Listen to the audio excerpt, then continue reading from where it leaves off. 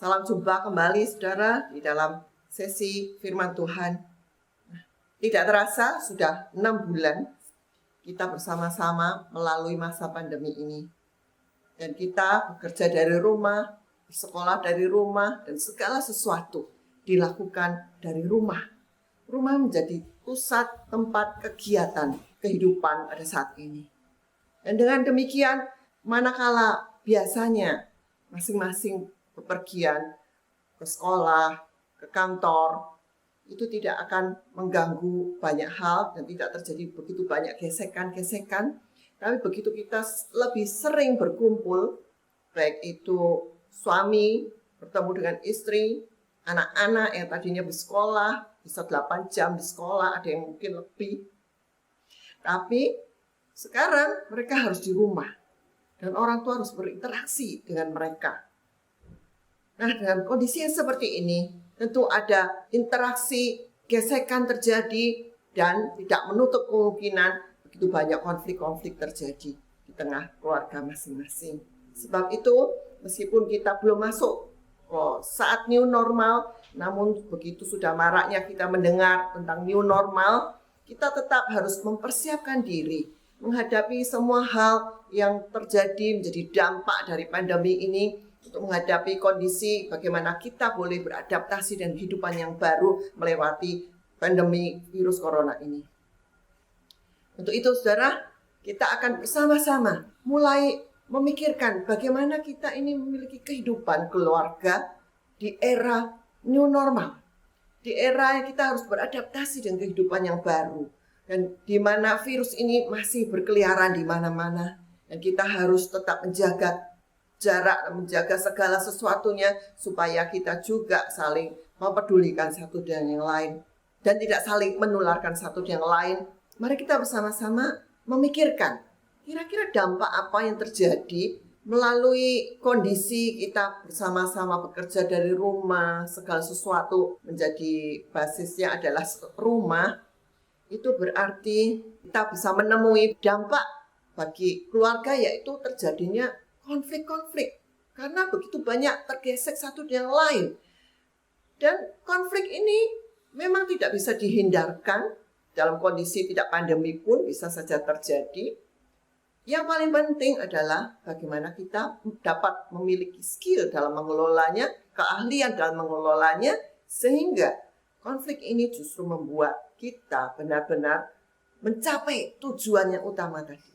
Mencapai tujuan sehingga masing-masing anggota keluarga justru mengalami perubahan yang makin indah di dalam Kristus. Bukan justru mengalami kehancuran, mengalami segala kepahitan, tawar hati karena terus bergesek satu dengan yang lain. Karena waktu berkumpul bersama begitu intens dan begitu banyak, lebih banyak dari waktu-waktu sebelumnya. Kalau kita berpikir tentang konflik keluarga, apa penyebabnya biasanya, saudara?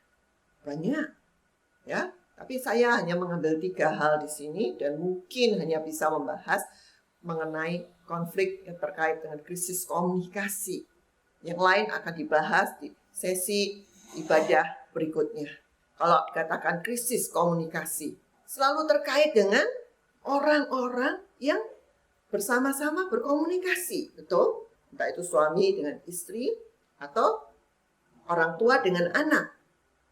Orangnya juga terkait dengan pesannya. Orangnya oke, pesannya kurang jelas, pesannya tidak mengena di hati, antara yang diucapkan dengan bahasa tubuhnya tidak pas, itu pun bisa menimbulkan yang namanya krisis komunikasi, bahkan bisa menjadi konflik berkepanjangan manakala kita tidak dapat memahami dan mengatasinya. Setelah menerima pesan, seseorang harus benar-benar bisa menangkap pesan itu dengan baik dan dia memberikan respon yang tepat. Nah, saat berespon ini pun, manakala responnya tidak tepat, yang terjadi adalah komunikasi tidak tercapai. Manakala komunikasi tidak tercapai dan terus terjadi seperti itu, tidak terselesaikan, konflik pun muncul. Sebab itu pada kesempatan pagi hari ini kita bersama-sama mau melatih diri kita, belajar bersama-sama bagaimana kita bisa memiliki komunikasi yang sehat di dalam keluarga.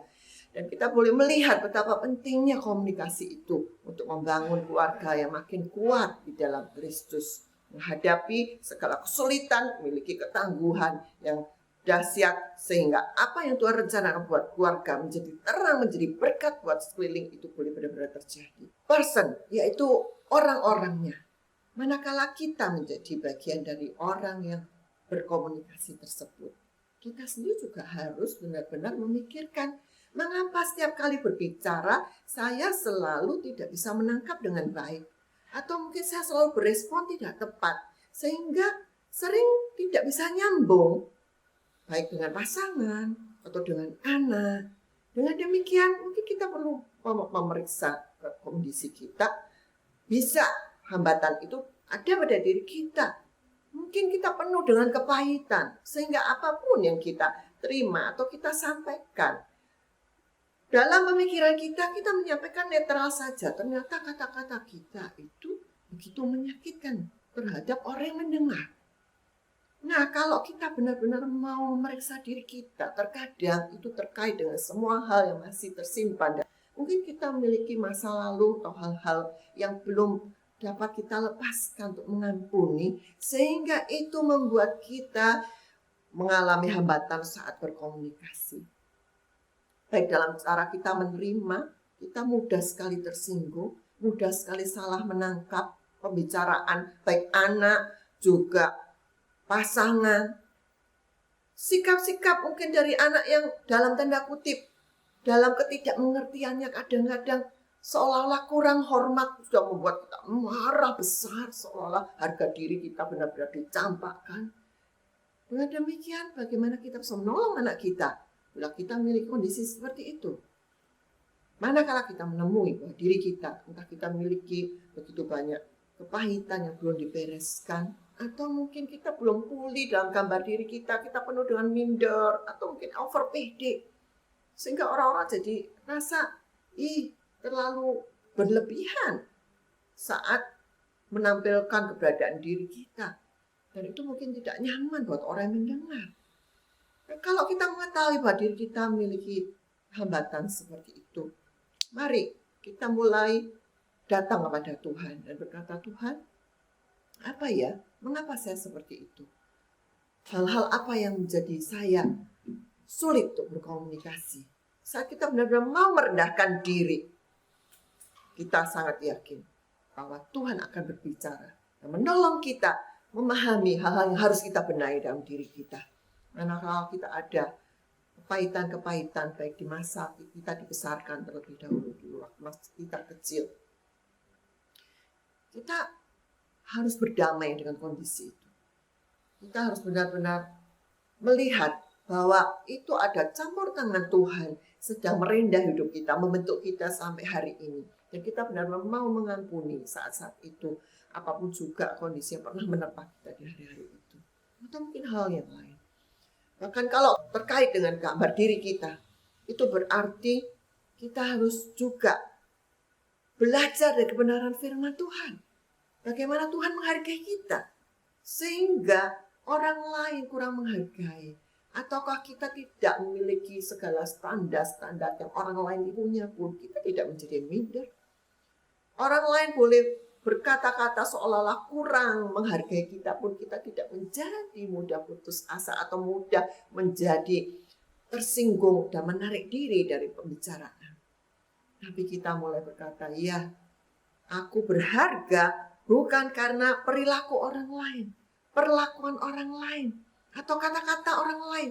Aku berharga karena Kristus sudah mau mati, memberikan nyawanya yang sangat berharga itu untuk diriku.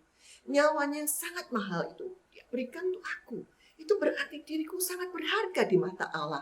Manakala Allah yang menciptakan aku sangat menghargai diriku, apa yang membuat aku harus menjadi minder? Saudara mulai bangkit dan bersyukur dengan kehidupan dan segala keberadaan yang saudara miliki hari-hari ini. Meskipun saudara tidak sama dengan kondisi orang-orang sekeliling saudara, mungkin dengan teman-teman saudara, itu membuat kita menjadi orang yang merdeka. Nah, berikutnya adalah pesan.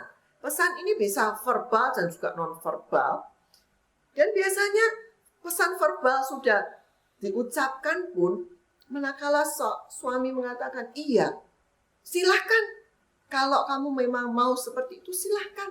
Tapi wajahnya dengan kecut, wajahnya dengan tidak setuju. Kita akan berkata apa? Kamu kok selalu menghalangi sih aku pergi? Loh, siapa yang menghalangi? Saya tidak menghalangi, saya bilang silahkan.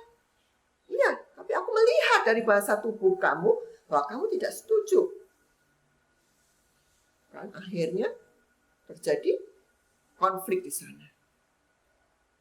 Jadi kita mau melihat betapa pentingnya komunikasi itu, kita mau sama-sama mengetahui dan mempelajarinya, bahwa komunikasi yang sehat itu merupakan kunci utama untuk menuju keluarga yang bahagia.